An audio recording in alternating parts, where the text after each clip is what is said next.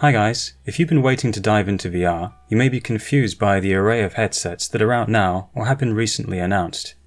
Each has their own strengths and weaknesses, which I'll go through today. First, let's look at the options that should be on offer to consumers in summer 2019. On the mobile side, the Oculus Quest is hotly anticipated. It has 6 degrees of freedom for both the headset and the hand controllers, without needing external tracking sensors. And it's a discrete headset. That means it doesn't need to be tethered to a PC, nor does it require a smartphone. Furthermore, it has mechanical IPD adjustment, and at $399, it should be a great experience for those looking for VR on the move, or those without a PS4 or a high-end gaming PC. On PS4, of course the Sony PSVR still reigns supreme. Released in 2016 alongside the Oculus Rift and HTC Vive, it was really a second-gen headset in most regards, with superior optics and ergonomics. However, it had limited tracking and no mechanical IPD adjustment for people with eyes that are significantly closer or further apart than average. It's still a great headset, and I loved playing racing games, especially Wipeout VR, which remains for me the best seated VR experience. The HTC Vive is a Gen 1 PC headset. The tracking is great, and it has mechanical IPD adjustment. The Vive's newer version, the Vive Pro, addresses the ergonomics with better weight distribution and also adds integrated headphones, which is especially useful for PC VR, which tends to be more active. If you're moving around a lot, you don't want headphones slipping off or cables getting in the way. That said, I wouldn't recommend the Vive Pro, not because it isn't a good headset, but purely because of the price. £1,200 or about $1,400 in the US, as it's marketed for enterprise use. You can win one though, if you get first place in Virtuix's monthly esports contests, which I cover on my channel, so subscribe if you want to be notified about these events. A cheaper alternative to the Vive Pro would be the recently announced Oculus Rift S. This has the PSVR's Halo headstrap design, but with better 360-degree tracking than the PSVR. Unlike the Vive Pro, it doesn't require installation of any external tracking devices. It's also claimed to have a larger lens sweet spot than the original Rift and Vive, but I can't attest to that as I haven't tried it myself yet. In terms of price, it will release at a more reasonable $399. However, note that this does not include headphones, only some inbuilt speakers. Oculus have indicated they may release aftermarket attachable earphones, but of course that's going to increase the price, so you should be aware of that. The biggest disappointment for many is that it does not have mechanical IPD adjustment. And indeed the designer of the original Rift, Palmer Luckey, has said that he would not be able to use this newer version, so definitely check your IPD before you go for this option. Finally, let's look at the most recently announced headset, the Valve Index. Gamers who use the Steam platform should be very excited for this one. Valve is one of the most experienced video game companies. They've produced some nifty hardware before, like the Steam controller, and they were instrumental in the development of both the Oculus Rift and the HTC Vive. So yes, expectations are high. Not much has been confirmed yet, and I don't know if it's releasing in May or if that's just when we'll get a full reveal. However, the Valve Index is my top pick, and here are my reasons why. 1. It almost certainly has mechanical IPD adjustment. I don't know what else this could be. I just hope that it has a watch-like pull-to-engage system, because I'm so tired of the IPD getting accidentally moved just through handling the headset. That's one of my biggest complaints of the Gen 1 headsets. 2. The leaked images clearly show integrated headphones.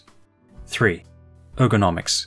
While it doesn't have the Halo design of the PSVR or the Rift S, it has a rigid backplate like the HTC Vive Deluxe audio strap, an existing ergonomic enhancement for the HTC Vive.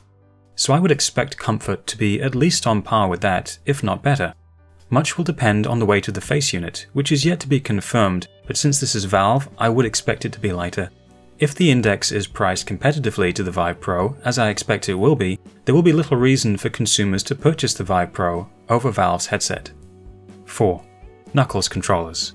While it's not confirmed, it would be reasonable to assume that the Index will come with Valve's intriguing Knuckles controllers, so called because of the band that goes around the back of your hand, allowing you to release your grip on the controllers without dropping them, which could be very useful in VR. Now there are other VR headsets available. I haven't touched on the Windows mixed reality headsets, for instance, but I thought I would focus on perhaps the most well-known of the ones that are coming up or are already out there. Personally, I'm probably not going to upgrade to any of these myself. I decided to upgrade my own, so it's already quite comparable to what's coming out from Valve and Oculus. In fact, I'll even show you what I've come up with. This is kind of a 2.0 gen headset. It's the Vive main face unit here, but when my PSVR stopped working, I thought, right, I'll just take advantage of the Halo design. Why not? Disassembled it and then mounted it to my Vive using some zip ties. And for the audio, I've taken some Bionic Gaming Mantis headphones, which are designed to work with the Sony PSVR, so it fits on there very well. And for the lenses, I'm going to be upgrading to the VR Lens Lab prescription lens inserts. You can go online and enter in your own prescription, and they will send you some custom lenses that just slot in there. And that means that I can use this without wearing glasses, so I can have the screen closer to the lenses closer to my face, so better field of view and better clarity. So it's kind of helping with my field of view and resolution in that respect. So in terms of the Valve knuckles, yes, those would be nice, but I do already have controller mounts on my Omni here, as you can see. So that means that it's a lot easier for me to put down my controllers before I take off my my VR headset. Otherwise, it can be a little bit tricky. You kind of need to rely on the wrist straps, which means the controllers are dangling from your wrists while you're trying to take the headset off. It's a real hassle.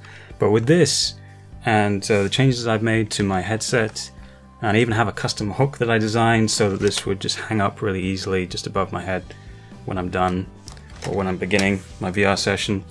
It's really convenient now, so I don't feel like I need to upgrade to any of these headsets. But like I said, if you're just considering getting into VR now, this is a good time. These headsets coming out are really 2.0 gen headsets in my opinion. They're really nailing the ergonomics and the tracking, which are clearly two of the most important facets of these VR headsets. So there you go. That is my assessment of the headsets that are coming out. Great time to be getting into VR. Some of the best games will be supported by these headsets, like Skyrim VR, my favorite VR game to play. So I will be playing more Skyrim VR, and if there are any other games you'd like me to play, let me know in the comments section. Also, if you could like and subscribe, that would be appreciated. I'm very close to 1,000 subscribers now, and it would be great to meet that milestone. So thanks a lot for watching, guys, and let me know what you thought of the video in the comment section. Okay, bye-bye.